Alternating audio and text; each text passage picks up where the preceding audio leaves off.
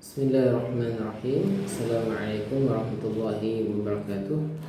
Alhamdulillah rabbil alamin. Allahumma shalli ala sayyidina Muhammadin wa ala alihi wa ashabihi wa man tabi'ahum bi ihsanin ila yaumiddin. Amma ba'du.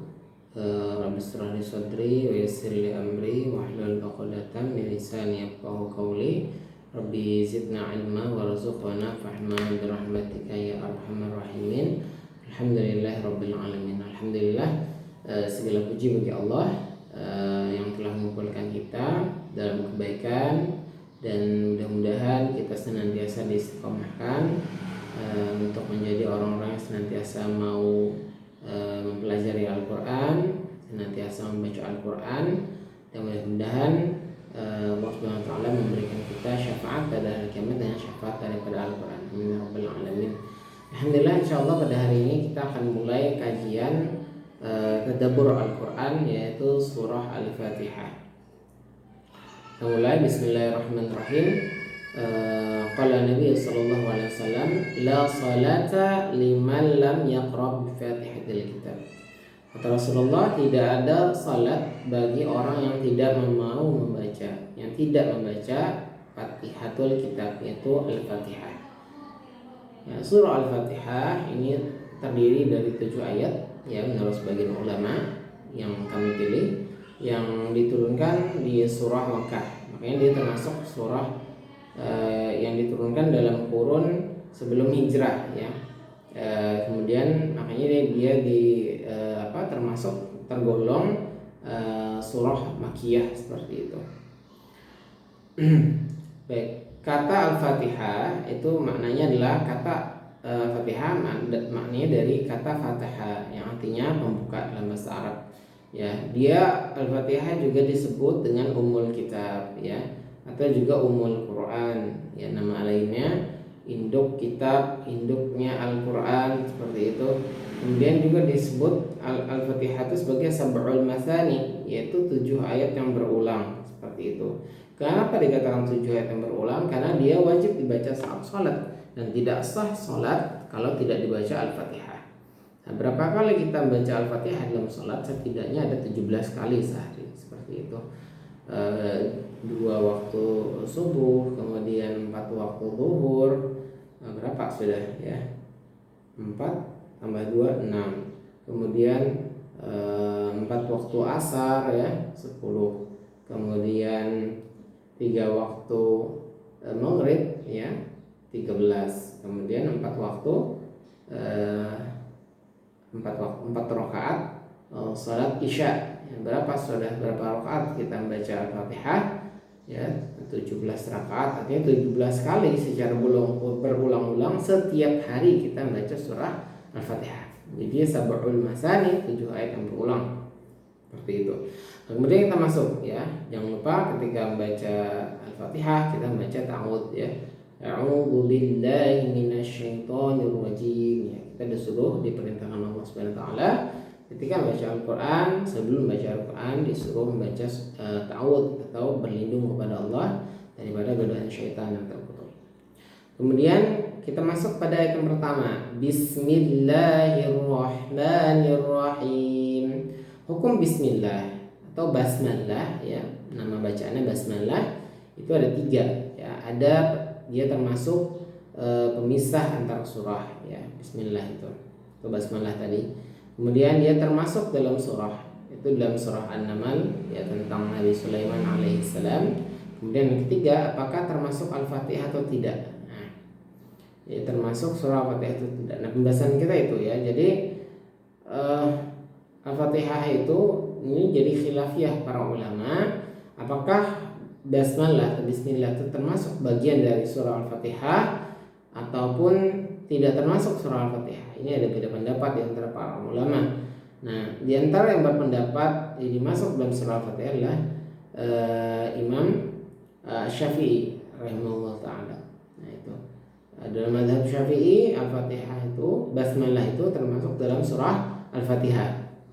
Sehingga hukum membacanya pun berbeda-beda, ya.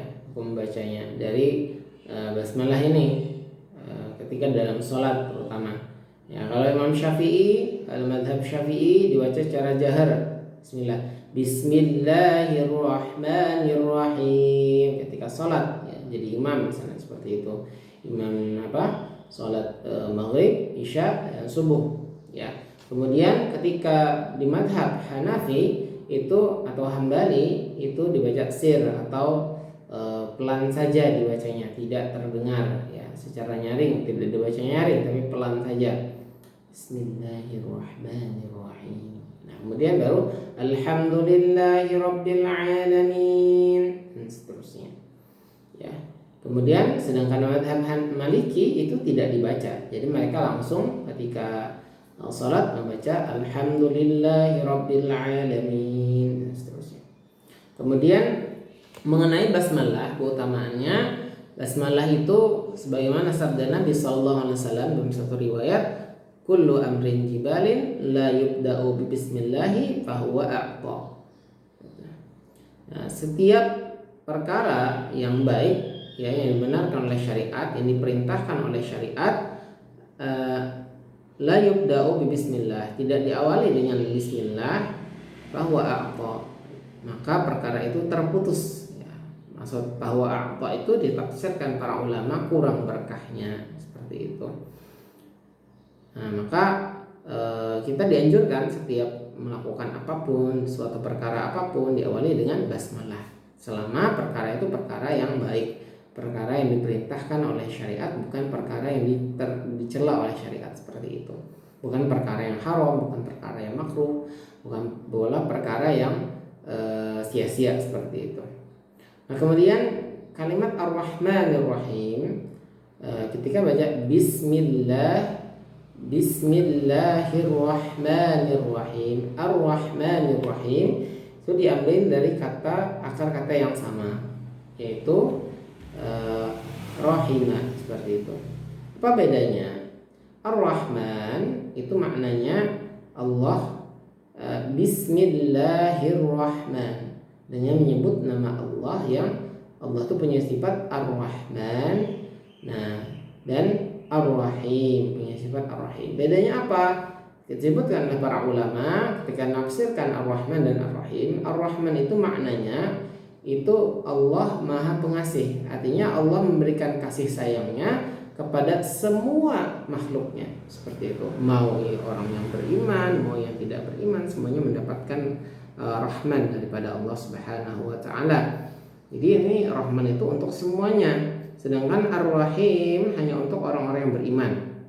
Hanya untuk orang-orang yang mukmin seperti itu.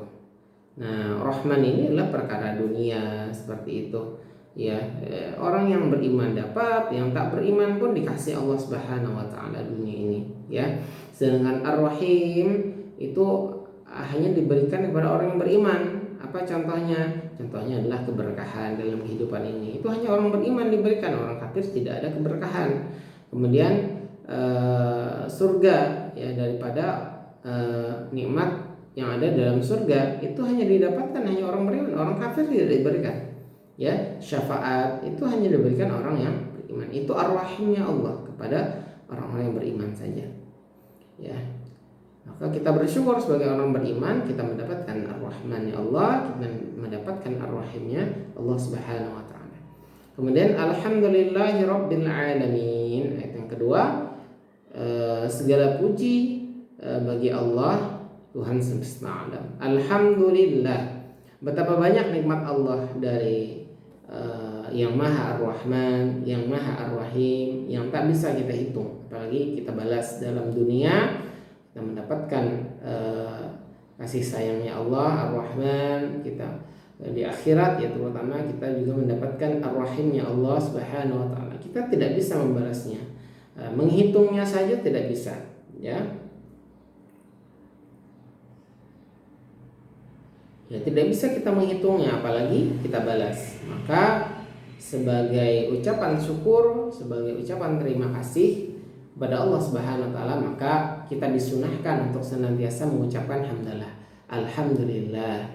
Alhamdulillahirabbil alamin. Setelah makan alhamdulillah, mendapatkan rezeki alhamdulillah, mendapatkan kemudahan dalam kesulitan alhamdulillah, mendapatkan pertolongan alhamdulillah.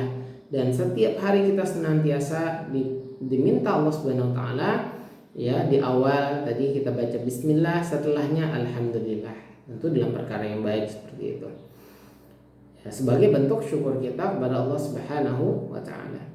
Ya, maka itu, dan tentu ya syukur itu tidak cukup dengan alhamdulillah saja, tapi disebutkan oleh para ulama kita gunakan nikmat Allah ini di jalan yang Allah ridhai. Maka itulah syukur yang hakiki, di syukur secara lisan, secara hati, dan secara perbuatan seperti itu. Kemudian bila kita memuji Allah, maka bila kita memuji siapapun kita puji, kita melihat sesuatu yang baik, sesuatu yang luar biasa, maka pujilah Allah Subhanahu wa taala. Alhamdulillahirabbil alamin. Ya, jangan semerta-merta cuma memuji hal yang luar biasa tersebut ya. Ya wah kamu luar biasa, kamu hebat. Ya, jangan cuma itu, tapi alhamdulillah kamu bisa, alhamdulillah kamu baik, dan seterusnya. Ya, pujilah Allah, karena memang segala pujian hanya milik Allah Subhanahu wa taala. Dan jika kita pun dipuji ya, siapapun yang memuji kita, maka kembalikan pujian itu kepada Allah. Maka alhamdulillah, wah kamu hebat ya, ya kita ucapkan alhamdulillah, segala puji hanya milik Allah Subhanahu wa taala. Saya ini hanya diberikan karunia seperti itu. Hadza min fadli rabbi, ini karunia dari Allah Subhanahu wa taala. Kita bersyukur supaya apa? Kita tidak muncul sifat sombong dalam hati kita. Karena kalau tidak kita kembalikan, khawatirnya akan muncul sifat sombong. Nah, kemudian alhamdulillah. Nah, segala puji bagi siapa? Bagi Allah. Karena Dia yang menciptakan, ya. Ya, siapa? Alhamdulillahi rabb. Nah, alhamdulillah. Segala puji bagi Allah. Siapa Allah? Dia adalah Rabb. Kenapa kita memuji Allah? Karena Dia adalah Allah. Nah, siapa Allah? Dia adalah Rabb. Rabb itu disebutkan oleh para ulama, maknanya adalah pencipta. Ya, Dialah pengatur, Dialah pemberi rezeki. Maka wajar kita memuji hanya kepada Allah, karena Dia yang menciptakan semuanya, Dia yang memiliki semuanya, Dia yang menguasai semuanya. Ya, Dia yang atur semuanya di alam semesta ini. Maka tidak ada yang pantas untuk dipuji kecuali hanya Allah. Maka ketika ada yang memuji kita, kita malu ya. Kita tidak punya apa-apa hakikatnya. Kita hanya diberikan titipan oleh Allah harta, diberikan titipan Allah waktu luang, diberikan titipan Allah kesehatan, diberikan titipan Allah kecantikan, ketampanan, ya baik rupa. Ini hanya titipan dari Allah. Ya, maka tidak pantas kita mengakui sesuatu yang bukan milik kita, karena hakikatnya semuanya milik Allah Subhanahu wa taala. Maka pujilah Allah Subhanahu wa taala atas segala karunia-Nya. Kemudian alamin, alhamdulillahi rabbil alamin, yaitu segala sesuatu selain Allah itu adalah alamin, ya. Segala puji bagi Allah Rabb, ya, pencipta, pengatur, pemberi rizki, alamin, sekalian alam, ya, makhluk, ya. Dialah pencipta, pengatur, pemberi rizki, sekalian alam, yaitu segala sesuatu selain Allah. Nah, ingat dibaca itu alamin, ya, ainnya alamin bukan alamin. Karena kalau maknanya beda. Kalau alamin itu maknanya semesta alam, ya, atau sekalian makhluk, ya. Kalau alamin itu maknanya segala penyakit, sekalian penyakit. Jadi mengerikan maknanya kalau salah. Alhamdulillahi rabbil alamin, salah. Segala puji bagi Allah Rabb sekalian penyakit. Nah, memang benar maknanya, ya memang segala kesembuhan dari Allah, penyakit dari Allah. Tapi secara adab itu kurang beradab kepada Allah Subhanahu wa taala, ya. Ya. Jadi harus dibaca dengan benar alamin, huruf ain. Segala puji bagi Allah Rabb sekalian alam, seperti itu. Kemudian Ar-Rahmanir Rahim. Nah, ini sudah kita bahas pembahasannya di ketika baca basmalah. Nah, kenapa diulang dua kali? Ya, Ar-Rahmanir Rahim, bismillah sudah. Kemudian Ar-Rahman, Bismillahirrahmanirrahim. Di sini lagi setelah alhamdulillah Ar-Rahmanir Rahim lagi. Kenapa diulang dua kali? Ketika dalam Al-Quran sesuatu kalimat itu diulang dalam satu surah, diulang lagi, itu fungsinya adalah untuk mengingatkan. Sebutkan para ulama, untuk mengingatkan, untuk menguatkan, untuk memberikan penekanan bahwasanya Dialah Ar-Rahman Ar-Rahim. Dialah Allah Ar-Rahman Ar-Rahim. yang maha pemaaf, yang maha penerima taubat, yang maha penghapus dosa, yang sayang pada semua makhluknya. Maka bertaubatlah kepada Allah Subhanahu wa taala, wahai sekalian hamba, seperti itu. Kurang lebih maknanya seperti itu. Nah, kemudian kita pun harus memandang ya seluruh makhluk Allah dengan penuh pandangan kasih sayang ya. Ya sebagaimana Allah sendiri memandang semua makhluknya dengan pandangan kasih sayang. Makanya orang-orang kafir pun Allah berikan dunia. Kalau orang-orang kafir pun Allah berikan tetap petunjuk sebenarnya. Hidayah khalqi, hidayah berupa penciptaan akal, mata, telinga, supaya mereka bisa mendengar hidayah, supaya mereka bisa melihat hidayah, petunjuk seperti itu. Nah tinggal dia yang memutuskan apakah dia mau memikirkan, menerima dan mengikuti atau menolaknya, seperti itu. Allah memberikan hidayah itu bentuk kasih sayang Allah Subhanahu wa taala. Seperti itu. Ya. Termasuk pada hamba-hambanya yang bermaksiat, ya Allah berikan taufik hidayah, Allah berikan petunjuk yang berupa petunjuk penciptaan, Allah turunkan juga kepada orang-orang kafir, orang-orang yang maksiat, Allah berikan petunjuk berupa Al-Quran, ya, As-Sunnah, ya, ajaran Islam itu disampaikan secara terang-terangan di mana-mana, ya, apalagi secara media sosial ini luar biasa banyak sekali akses kita untuk mengenal apa itu Islam. Nah, ini hidayah petunjuk Allah Subhanahu wa taala. Ya, tanda Allah sayang pada makhluknya dan ingin makhluknya semuanya masuk surga, ya, seperti itu. Tapi qadarullah, ketetapan Allah Subhanahu wa taala, nanti ada yang masuk surga, ada yang masuk neraka. Dan itu hasil daripada juga perbuatan manusia, seperti itu. Hasil daripada keputusannya. Ya, apakah dia mengikuti hidayah sehingga dia jadi orang yang mendapatkan hidayah dan berada di atas hidayah dan mati dalam keadaan seperti itu, kemudian dimasukkan Allah ke dalam surga, atau dia memilih untuk menolak hidayah tersebut, kemudian dia tersesat, dia kemudian terus berada dalam kesesatannya sampai ajal menjemputnya dan Allah masukkan dia ke dalam neraka. Itu pun hasil daripada perbuatannya, seperti itu. Dan tentu semuanya dalam ketetapan Allah Subhanahu wa taala. Baik, jadi kita pun harus memandang segalanya dengan pandangan kasih sayang sebagaimana Allah Subhanahu wa taala. Apakah kepada makhluk, kepada manusia, kepada binatang, kepada hewan, kepada lingkungan, pandang kasih sayang. Jangan sampai dengan pandangan kasih sayang ini jangan sampai ada tindakan merusak pada siapapun, ya. Jadi kita ingin semuanya selamat, ya, semuanya baik, seperti itu dengan pandangan kasih sayang tersebut. Sehingga melihat orang-orang yang maksiat, kita bukan menghina, tapi kita mendoakan semoga dapat hidayah, semoga Allah berikan kesadaran, dan kita berusaha mendakwahi kalau kita mampu, seperti itu.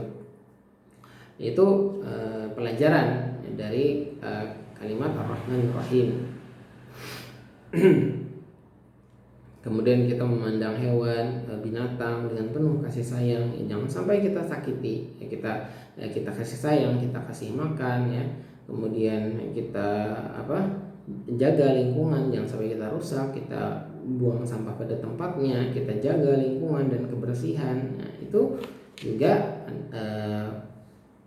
pelajaran, ya, dari Ar-Rahman Ar-Rahim. Sebagaimana Allah menyayangi sebuah hambanya, semua makhluknya, kita pun harus seperti itu kepada hamba-hamba Allah yang lainnya dan makhluk Allah yang lainnya. Kemudian Malik Yaumiddin, ya. Di sini disebutkan oleh para ulama qiraat ada dua riwayat, ya. Ada qiraat Imam Hafiz Imam Hafiz ini yang dipakai di Asia Tenggara, biasanya di Indonesia itu kalimatnya maliki, maknanya panjang. Ada juga riwayat yang lain, qiraat riwayat yang lain yang bacaannya maliki yaumiddin, maknanya tidak panjang. Maka ini sama-sama benar insyaallah, ya, cuma beda qiraat seperti itu. Ya, jadi jangan sampai saling menyalahkan, ya, tapi selama dia berdiri di atas qiraat yang benar, ya, dengan riwayat yang masing-masing, insyaallah semuanya benar, seperti itu. Kedua riwayat ini benar. Tapi kita di Indonesia biasanya kita memakai qiraat Imam Hafiz, yaitu dipanjangkan maknanya Maliki Yaumiddin, seperti itu. Nah, Maliki Yaumiddin artinya pemilik penguasa yaumiddin, hari pembalasan, seperti itu. Maliki, dialah Allah yang maha kuasa. Malik, sang penguasa alam semesta. Hari kiamat yaitu hari pembalasan, ya. Maka jangan khawatir ya bagi yang sudah dizalimi, ya, yang sudah mendapatkan banyak kesulitan di dunia, yang hidupnya tidak seenak ya orang-orang lain, ya harus susah, harus bersabar. Ya, selama Anda dalam keimanan dan ketakwaan yang benar, maka bersabarlah ya. Karena sesungguhnya Allah Subhanahu wa taala telah membuat pengadilan yang maha adil ya pada hari kiamat nanti, yaitu pada hari pembalasan yaumiddin ya. Kemudian akan dibalas semua orang sesuai dengan perbuatan masing-masing. Ya, Anda yang bersabar, Anda yang sudah dizalimi ya, Anda yang terus berada dalam keimanan dan ketakwaan kepada Allah, dan Anda sabar di dalamnya meskipun Anda menderita banyak kesusahan ya, dizalimi dan seterusnya, dan Anda wafat dalam keadaan seperti itu, Anda akan diberikan balasan surga oleh Allah Subhanahu wa taala. Anda akan diberikan balasan kenikmatan yang sempurna, kenikmatan yang abadi di akhirat nanti, itu dalam surga. Sedangkan bagi orang-orang yang zalim, bagi orang-orang yang suka menindas orang lain, jangan sombong, karena kelak pada hari kiamat nanti akan ada yaumiddin, hari pembalasan, di mana akan dibalas semua perbuatan zalim Anda seandainya Anda tidak bertaubat kepada Allah Subhanahu wa taala sebelum ajal menjemput Anda, seperti itu. Ya. Jadi oleh karena apa? Oleh karena itu kenapa dalam ayat ini disebutkan Maliki Yaumiddin, kata para ulama, bukan Maliki Yaumil Qiyamah ya, bukan seperti itu. Bukan penguasa hari kiamat ya, Yaumil Akhir, bukan seperti, tapi Yaumiddin. Kenapa? Karena ad-din ini maknanya adalah pembalasan ya. Pembalasan yang dari yang maha adil. Siapa? Dari pengadilan yang maha adil. Pengadilan siapa? Yaitu pengadilan Allah Subhanahu wa taala, di mana semuanya akan dihukumi dengan seadil-adilnya, akan dibalas sesuai dengan perbuatannya selama hidup di dunia dengan balasan yang sempurna, seperti itu. Karena itulah yang paling diinginkan manusia dalam hidup ini. Karena hidup ini tidak semuanya ideal, tidak semuanya menyenangkan, tidak semuanya hidup nyaman, tidak semuanya hidup nikmat. Kadang-kadang ada ketidakadilan, kadang-kadang ada kezaliman ya. Kadang-kadang tidak bisa dibalas kezaliman tersebut kecuali di akhirat nanti. Ya. Kadang-kadang harus hidup penuh susah dan seterusnya ya. Oleh karena itu, bagi orang-orang yang hidupnya susah, penuh cobaan, dengan cobaan kemiskinan, kezaliman ya, disitulah keadilan Allah nanti pada hari kiamat, yaitu adanya hari pembalasan. Makanya disebut Maliki Yaumiddin, Allah yang menguasai hari pembalasan nanti pada hari kiamat. Allahu a'lam. Kemudian kalimat iyyaka na'budu wa iyyaka, ingat dibaca iyyaka ya, ada tasydid ya, jangan iyyaka, bukan iyyaka tapi iyyaka, tapi dibaca iyyaka bukan iyyaka tanpa tasydid. Jadi dibaca dengan tasydid, bukan dibaca dengan tanpa tasydid. Kenapa? Kalau dibaca iyyaka itu maknanya hanya kepada engkau, nah kayak gitu. Tapi kalau iyyaka tidak ada tasydid, maknanya adalah matahari. Nah, hanya kepada matahari nanti, kayak gitu maknanya. Na'budu ya. Jadi hanya kepada engkau ya Allah ya. Na'budu, kami beribadah. Kan mengerikan maknanya. Jadi iyyaka na'budu, hanya kepada matahari kami beribadah. Nah, ini malah syirik nanti maknanya ya, salah. Makanya hati-hati dalam bacaan Quran. Kesalahan membaca akan mempengaruhi makna, seperti itu. Malah berdosa nantinya. Makanya belajar membaca Al-Quran ini penting sekali ya. Na'budu ya, na'budu baru nasta'in. Iyyaka na'budu, hanya kepada engkau kami na'budu, kami beribadah, menyembah ya. Wa iyyaka, dan hanya kepada engkau nasta'in, kami meminta pertolongan. Kenapa na'budu dulu baru nasta'in? Apa maknanya? Maknanya hendaknya sebelum kita meminta kepada Allah, Sebelum kita ingin ditolong Allah, maka ibadah dulu, taat dulu kepada Allah, baru kita ditolong Allah, baru kita minta kepada Allah, baru Allah akan menolong kita. Seperti itu. Itu adabnya kepada Allah Subhanahu wa taala. Beribadah dulu, baru kita meminta kepada Allah. Beribadah dulu, baru kita ditolong Allah Subhanahu wa taala. Kemudian ihdinas siratal mustaqim. Ihdinas siratal. Ihdina, tunjukkanlah kami, sirata, jalan. Ya, siratal mustaqim, jalan orang-orang yang mustaqim, orang-orang yang istiqamah, ya, jalan yang lurus, ya, yang matinya husnul khatimah. Ya, kita minta berkali-kali kepada Allah. Nah, ini agar diberi petunjuk kepada Allah jalannya orang-orang yang istiqamah. Karena istiqamah ini adalah berat sekali, ya. Ya. Sebaik-baik karomah, ya, adalah istiqamah, ya. Istiqamah adalah sebaik-baik karomah yang Allah berikan kepada hambanya, yang Allah berikan kepada walinya adalah istiqamah, ya. Istiqamah itu lebih baik daripada 1000 karomah, seperti itu. Nah, kenapa? Karena istiqomah ini yang akan membuat seseorang matinya husnul khotimah. Dan husnul khotimah adalah awal daripada hisab yang mudah. Hisab yang mudah itu awal daripada mudahnya kita nanti masuk ke dalam surga. Insya Allah seperti itu. Jadi ini rahasianya istiqomah. Makanya kita minta tiap hari kepada Allah. Karena tidak ada. Kenapa kita minta kepada Allah? Ya. Karena tidak mungkin seseorang bisa istiqomah kecuali diistiqomahkan Allah Subhanahu wa taala. Artinya apa? Kita berdoa kepada Allah. Kita memohon kepada Allah. Artinya apa? Kita tidak boleh percaya diri, ya. Kita hebat, kita luar biasa, kita beriman. Ya, siapa yang tahu di akhir hayatnya dia kemudian tidak lagi istiqomah dalam keimanan, kemudian mati kafir? Siapa yang tahu? Siapa yang tahu orang yang soleh ini nanti di akhir hayatnya ternyata mati dalam keadaan maksiat? Siapa yang tahu? Nah, oleh karena itu kita tidak boleh, ya, berpegang kepada diri kita sendiri, ya. Ya, tapi kita hendaknya berpegang hanya kepada Allah. Kita minta pertolongan kepada Allah. Setiap hari kita berdoa, ya Allah berikan kami istiqamah. Ihdinas siratal mustaqim. Ya Allah, tunjukkan kami jalannya orang-orang yang istiqomah, seperti itu, agar kita menjadi orang istiqomah, ya, yang matinya husnul khotimah. Dan ini hendaknya kita meminta terus kepada Allah Subhanahu wa taala. Siratal ladzina an'amta 'alaihim. Nah, ya Allah, apa yang dimaksud dengan siratal ladzina an'amta 'alaihim? Yaitu jalan orang-orang yang engkau berikan nikmat, ya, atas mereka.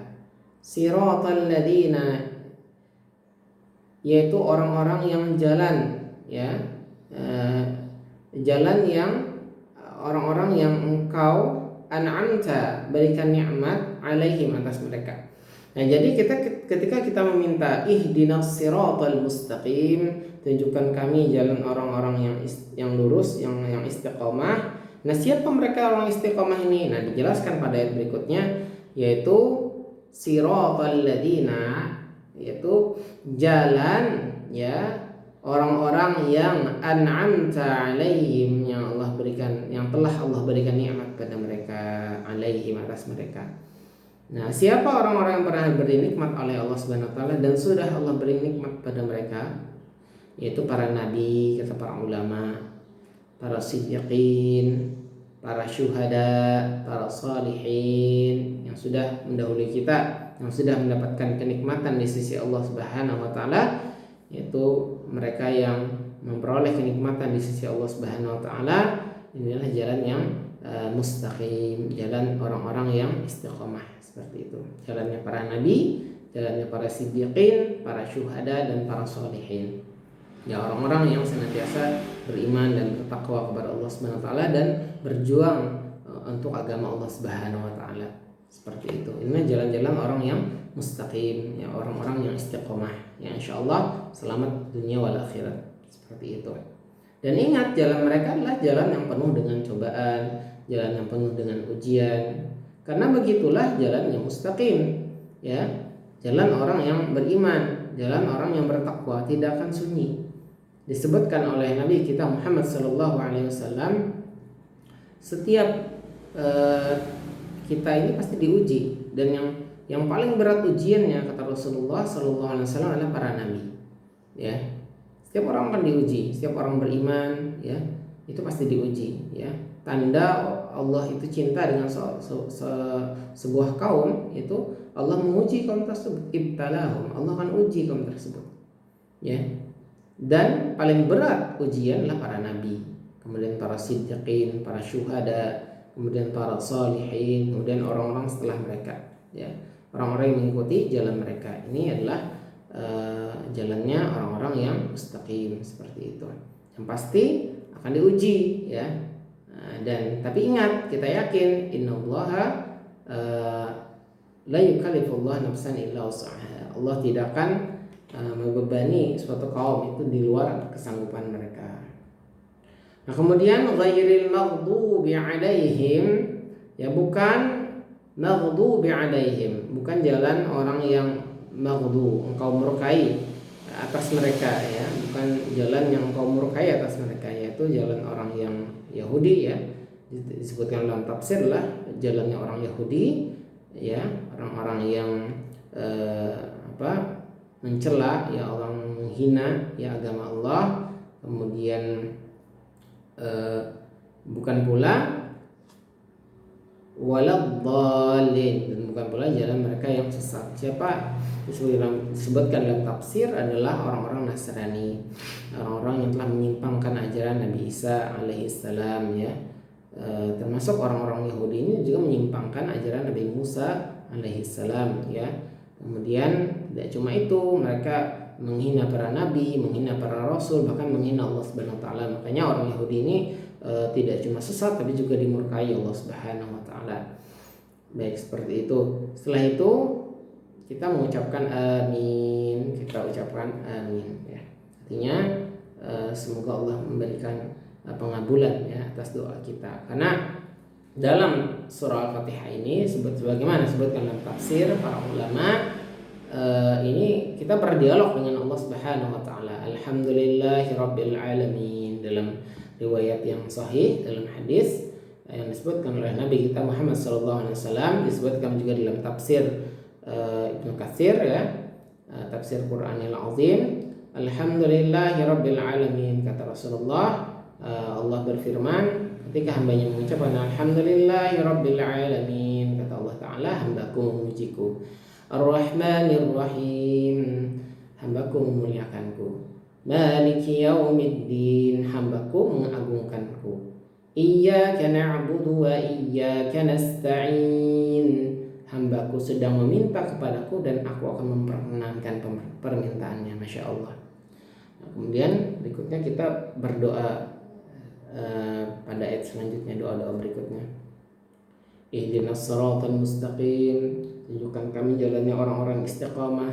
Siratal ladzina an'amta 'alaihim ghairil maghdubi 'alaihim waladdallin. Nah, artinya apa? Permintaan yang paling penting salah satunya adalah meminta petunjuk, taufik, hidayah kepada Allah Subhanahu wa taala agar kita tetap istiqomah. Itu permintaan yang sangat penting sekali setiap harinya yang kita ulang. Makanya Allah sebutkan dalam surah Al-Fatihah. Ini kita baca tiap hari dalam sholat, berulang-ulang selama kurang lebih 17 kali, seperti itu, ya. Karena tidak ada yang bisa istiqomah kecuali dengan kemudahan dari Allah Subhanahu wa taala, taufik dari Allah Subhanahu wa taala. Oleh karena itu Allah menyuruh kita dalam surah Al-Fatihah untuk membaca ihdinas siratal mustaqim siratal ladzina an'amta 'alaihim ghairil maghdubi 'alaihim waladdallin, agar kita tetap istiqamah, agar kita tetap berada di jalan yang benar sampai akhir hayat kita. Jadi ketika baca Al-Fatihah ingat ya, sambil ditadaburi ya, sambil direnungkan maknanya, karena permintaan yang dikabulkan, disebutkan para ulama, permintaan yang dikabulkan Allah adalah permintaan yang kita pahami maknanya ya, kita mengerti maknanya ya, kita paham kita sedang minta apa, itu akan lebih dikabulkan Allah Subhanahu wa taala. Seperti itu. Baik, demikian mungkin tadabbur ya surah Al-Fatihah, mudah-mudahan bermanfaat. Demikian yang terakhir, hikmah daripada surah Al-Fatihah adalah, ingat dalam surah Al-Fatihah ini 4 ayat itu pujian kepada Allah. Bismillahirrahmanirrahim. Alhamdulillahirabbil alamin. Arrahmanirrahim. Maliki yaumiddin. Pujian kepada Allah SWT. Ya. Iyyaka na'budu wa iyyaka nasta'in. Ihdinas siratal mustaqim. Siratal ladzina an'amta 'alaihim ghairil maghdubi 'alaihim waladdallin. Amin. 3 ayat terakhir adalah doa. Hikmahnya apa? Pujilah Allah sebelum meminta kepada Allah. Adab doa kepada Allah Subhanahu wa taala dari seorang hamba adalah hendaknya kita puji Allah ya. Kita alhamdulillahirabbil alamin. Alhamdulillahirabbil alamin. Allahumma shalli wa sallim ala sayyidina Muhammad. Bersalawat kepada Rasulullah, baru kita minta kepada Allah. Bukan langsung minta, ya Allah berikan ini. Nah, gitu. Bukan seperti itu, tapi puji dulu. Ya Rahman, Ya Rahim, Ya Mujibas Sa'ilin, dan seterusnya. Kita minta dengan nama-nama Allah yang mulia, yaitu Asmaul Husna. Wallahu a'lam bishawab. Sampai dapat memaafkan. Semoga kajian yang singkat ini bermanfaat. Segala kebenaran dari Allah, kesalahan dari diri kami sendiri. Wabillahi taufiq wal hidayah. Wassalamualaikum warahmatullahi wabarakatuh.